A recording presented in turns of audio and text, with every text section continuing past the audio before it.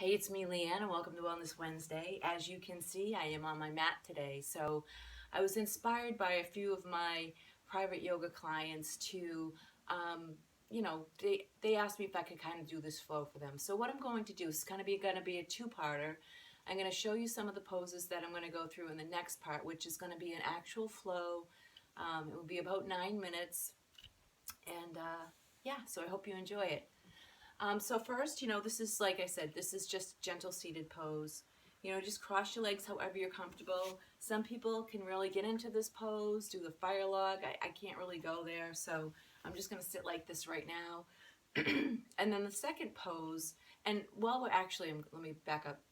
While we're in this pose, I'm going to walk you through some breathing. So I'm going to ask you to sit up straight and breathe in from the bottom all the way up to the top. Fill your lungs to the absolute tippity top. Hold it for a second, and then I'm going to have you blow it all the way out, all the way out. And breathing actually helps to calm the mind. It actually helps to slow your heart rate.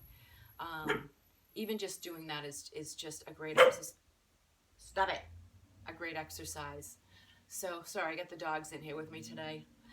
The second pose is just like a gentle twist, so seated twist. So I'm going to have you sit up straight, and you're going to put, let's say, your left hand behind your back, right at the base of where your sacrum is, and you're going to take your right hand and you're going to put it on top of your left knee, and you're going to gently twist yourself. You're going to push into this hand, and you're going to twist, and you're going to look over your shoulder.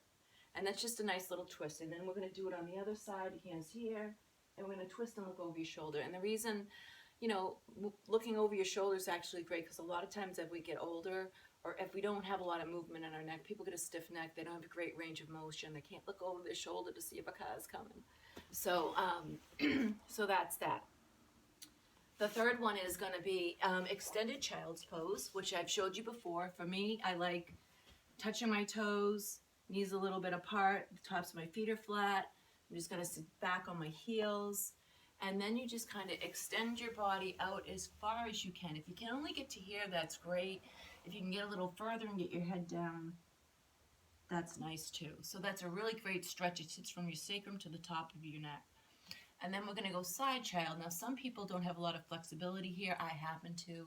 You can just move your hands over a little tiny bit, and that's side child, and lean into that. You're going to feel a stretch under here. If you're a little bit more flexible, you can go way over here and do that, but the goal here is to just basically do what is comfortable for your body, okay?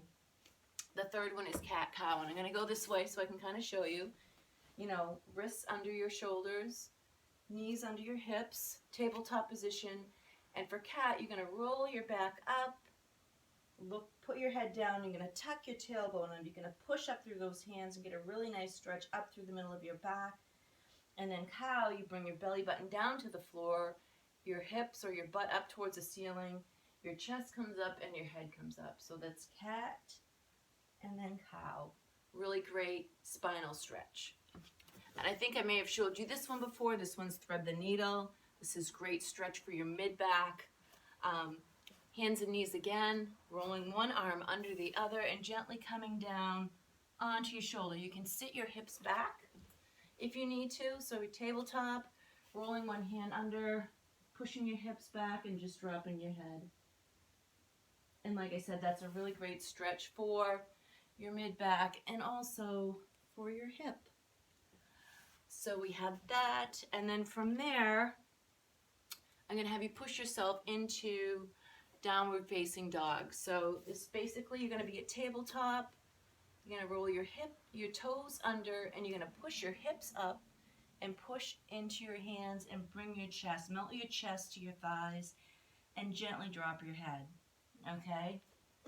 And then from there, and you can, if your heels don't hit the floor, it's okay. It's not a big deal.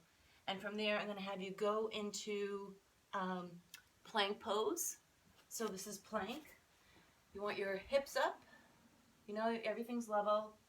And then if you need to, you can drop to your knees and then slowly bring yourself down. Okay? If you can do it in a plank, hold it up. Roll your elbows in, lower yourself down.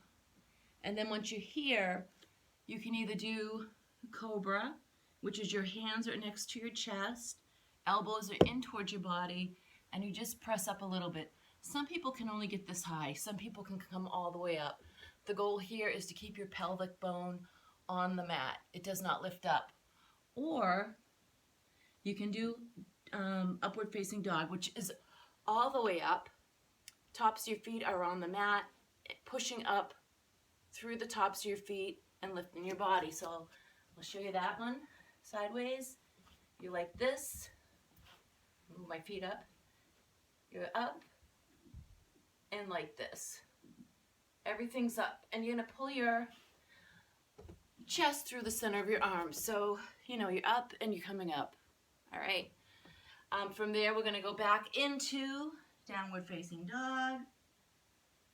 And people here, they can hop to the front of the mat. They can step to the front of the mat. And if you can't do that, you can walk your feet to the top of the mat.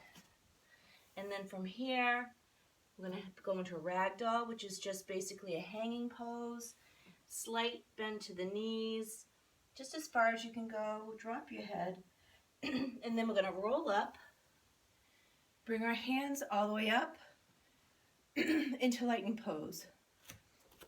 So your hands are up, and you're pushing up, up, up, lifting everything, everything's up. Then from there, we're going to kick out our left hip, and we're going to bring ourselves over to the right. And of course, however far you can go. Back up to center, kick out the other hip, go to the left, back up straight, straight, straight, straight, looking up at your fingertips, and then just a baby back bend, you know, so far, however far you can go. If it's just a little bit, that's great. If you can go further, that's great. And that's it. So, namaste. I hope you enjoyed this little tutorial, and I'll see you in a minute for the flow.